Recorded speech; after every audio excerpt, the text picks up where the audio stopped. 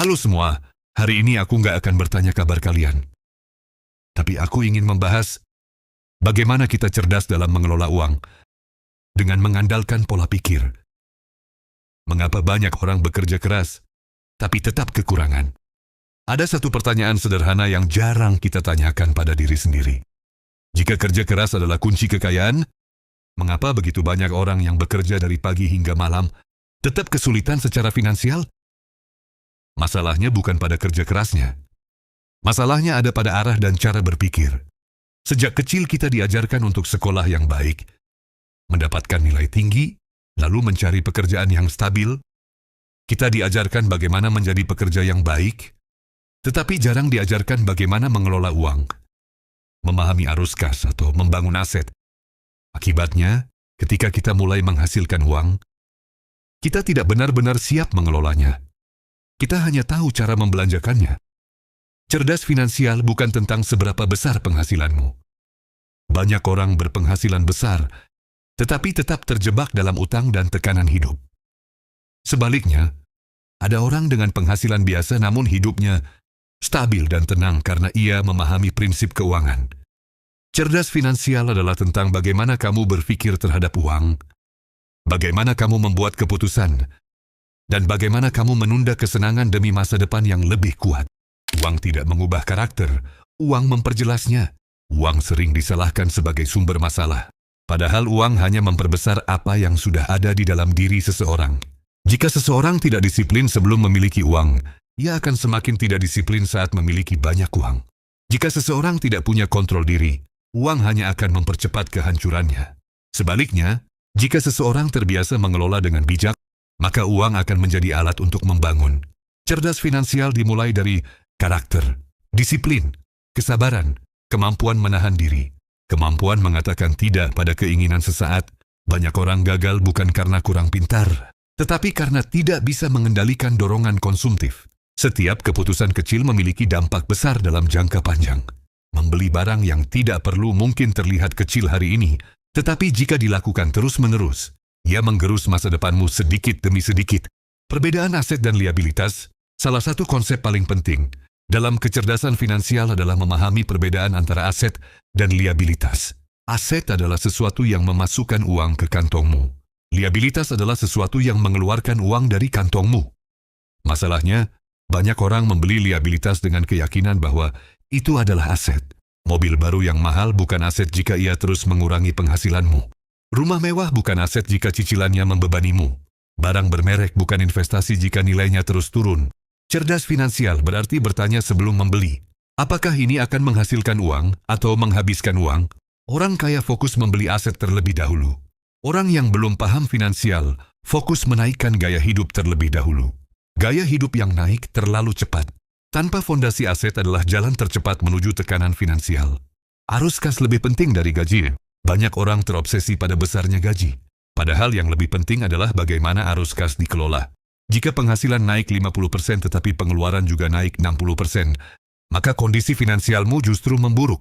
Cerdas finansial berarti mengatur pengeluaran sebelum meningkatkan gaya hidup. Buat sistem sederhana. Berapa persen untuk kebutuhan? Berapa persen untuk investasi? Berapa persen untuk dana darurat? Berapa persen untuk pengembangan diri? Kebebasan finansial tidak datang dari penghasilan besar, tetapi dari selisih antara pemasukan dan pengeluaran yang dikelola dengan konsisten. Dana darurat adalah bentuk perlindungan diri. Kehidupan tidak selalu berjalan sesuai rencana. Usaha bisa turun, pekerjaan bisa hilang, kesehatan bisa terganggu. Tanpa dana darurat, satu masalah kecil bisa berubah menjadi krisis besar. Dana darurat bukan tanda ketakutan. Ia adalah bentuk kesiapan. Minimal 3 hingga 6 bulan biaya hidup harus tersedia dalam bentuk yang mudah diakses. Bukan untuk digunakan sembarangan, tetapi untuk menjaga kestabilan ketika badai datang. Orang yang cerdas finansial tidak berharap masalah tidak datang. Ia mempersiapkan diri ketika masalah datang. Investasi dan kesabaran. Investasi bukan jalan cepat menjadi kaya. Ia adalah proses panjang yang membutuhkan konsistensi dan kesabaran. Kesalahan terbesar dalam investasi adalah berharap hasil instan. Orang yang tidak sabar akan mudah tergoda pada janji keuntungan besar dalam waktu singkat. Padahal semakin tinggi imbal hasil yang dijanjikan tanpa dasar jelas, semakin besar risiko yang tersembunyi. Cerdas finansial berarti memahami risiko sebelum mengejar keuntungan. Diversifikasi, pelajari instrumennya. Jangan menaruh seluruh harapan pada satu tempat. Dan yang paling penting, jangan berinvestasi pada sesuatu yang tidak kamu pahami. Mengelola emosi dalam keuangan. Keuangan bukan hanya tentang angka. Ia sangat dipengaruhi emosi. Takut membuat orang menjual di saat rugi. Serakah membuat orang membeli di saat harga sudah terlalu tinggi. Belajar cerdas finansial berarti belajar mengelola emosi. Jangan membuat keputusan finansial dalam kondisi marah, takut, atau euforia berlebihan. Tenangkan pikiran, lihat data. Ambil keputusan berdasarkan logika bukan dorongan sesaat. Konsistensi lebih penting dari motivasi. Motivasi bisa naik turun. Konsistensi adalah yang membangun hasil. Menabung sedikit setiap bulan selama bertahun-tahun akan menghasilkan lebih besar dibanding menabung besar hanya sesekali. Investasi kecil yang dilakukan rutin lebih kuat dibanding investasi besar yang dilakukan tanpa disiplin. Cerdas finansial bukan tentang melakukan sesuatu yang besar sekali. Ini tentang melakukan sesuatu yang kecil berulang kali. Membangun penghasilan lebih dari satu sumber. Mengandalkan satu sumber penghasilan seperti berdiri di atas satu kaki. Stabil tetapi rapuh. Ketika satu sumber berhenti, seluruh kehidupan terguncang. Membangun sumber penghasilan tambahan adalah strategi.